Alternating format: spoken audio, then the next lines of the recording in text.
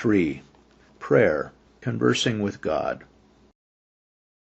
As we think of prayer, we need a balance. On the one hand, you have an awesome God that created the universe. At the other extreme, you have someone that wants to be personally involved in every part of your life. To have the right balance, you don't want to take God for granted. You want to come before God with reverence, but not mechanical reverence. There's a lot of people that are religious that reverent God without the intimacy. On the other hand, there's a lot of people that treat God frivolously, casually, without the reverence. So we want a balance in there where we have reverence in our hearts, but also we are aware of His desire to be intimate with us.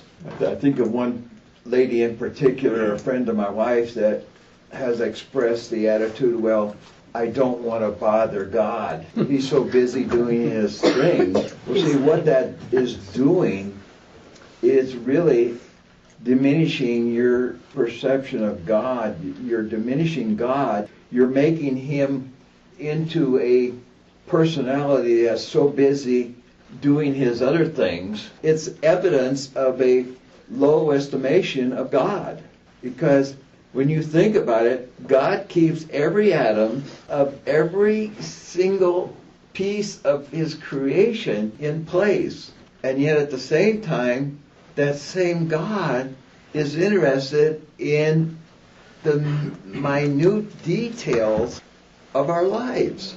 So, I mean, we got this whole spectrum of God, His greatness on the one end, and His interest in you as an individual. Sometimes it's hard to get a balance in this because we either want to make God so great that He doesn't care about what I'm doing this afternoon, where I'm going to go on vacation or whatever. On the other hand, we can go to the other extreme and forget God's greatness. A. Conversation with God will be enhanced by a heart preparation, an honest assessment of my priorities, and an awareness of His majesty. When we get before the Lord, just stop for a minute and contemplate.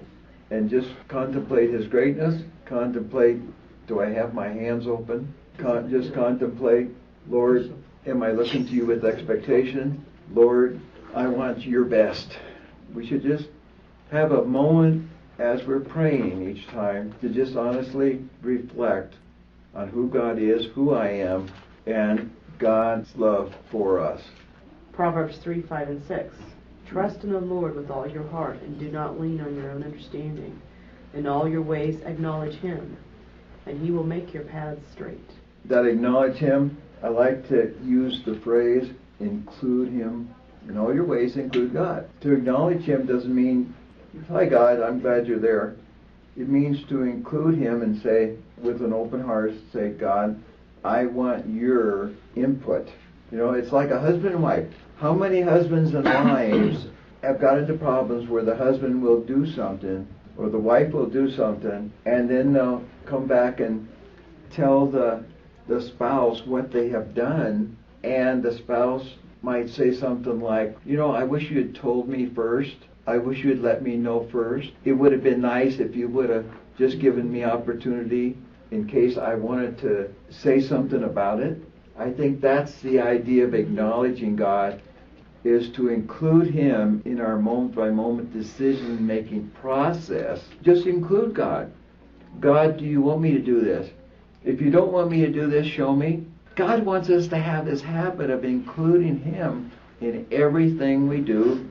Include God. Not to think that God's not interested in this particular project, therefore I am going to do it or not do it or whatever, and I'll do it according to what I think best, and then I'll spend some time with the Lord later. Well, that's fine. Maybe it's not as though we have to get everything we do, we have to get down on our knees and spend 15 minutes with the Lord. Lord, can I go to the bathroom now? You know? It's just that God wants to teach us the habit of including Him or acknowledging Him in everything we do as we go through the day. B. Prayer includes adoration, thanksgiving, gratitude, and praise. This, of course, is just a continuation of some thoughts to stimulate our thinking regarding prayer, or to try to move prayer from a mechanical experience to a relational experience. What's the opposite of thanksgiving? Whining, grumpy, envious, complaining, being dissatisfied. Thanksgiving is a choice, and we can choose to express thanksgiving. It doesn't say whenever you feel like it, give thanks. Just a couple of thoughts regarding thanksgiving, that it is a choice to give thanks, and you can't be complaining when you're giving thanks. C. Prayer includes confession, reconciliation, and forgiveness of others. What does it mean to forgive? Can you wipe your own slate clean?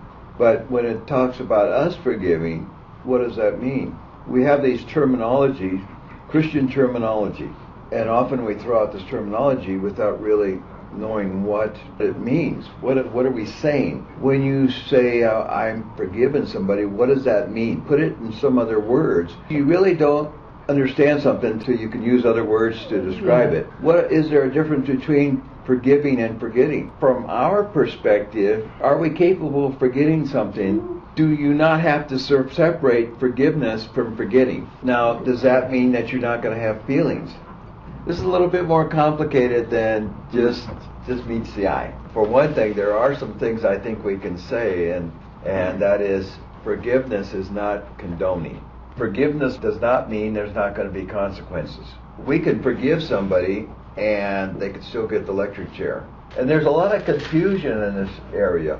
Dennis Rainey is a Christian counselor. He has defined forgiveness as giving up the right, and I add the perceived right, giving up the perceived right to punish someone. Just toy with that. Forgiveness is giving up the perceived right to punish someone.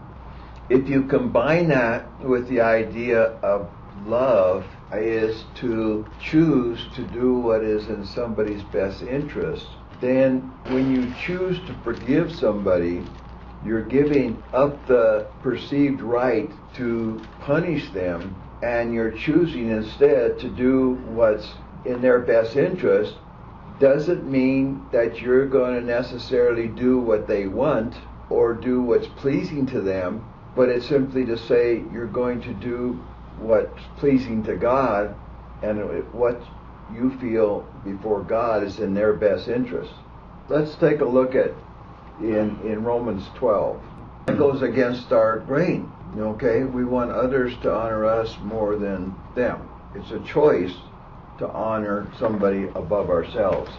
We do not like to bless those that persecute us. That's completely unnatural. To be natural is to pay back evil for evil. If your enemy is hungry, our tendency is to say, that's tough. We need to both understand the difference between punishment and discipline for ourselves as well as for people that we're discipling, because they need to understand that things are going to happen that feel like punishment. But God doesn't punish the believer, He only disciplines them, which means the difference is that discipline is for the well-being of the believer. If your enemy is hungry, feed him. My tendency is to say, tough, this is what you deserve. And then we got to ask ourselves, well, if I can say this is what you deserve, but what I really like God to say to me, I'll give you what you deserve. Do some thinking along this line.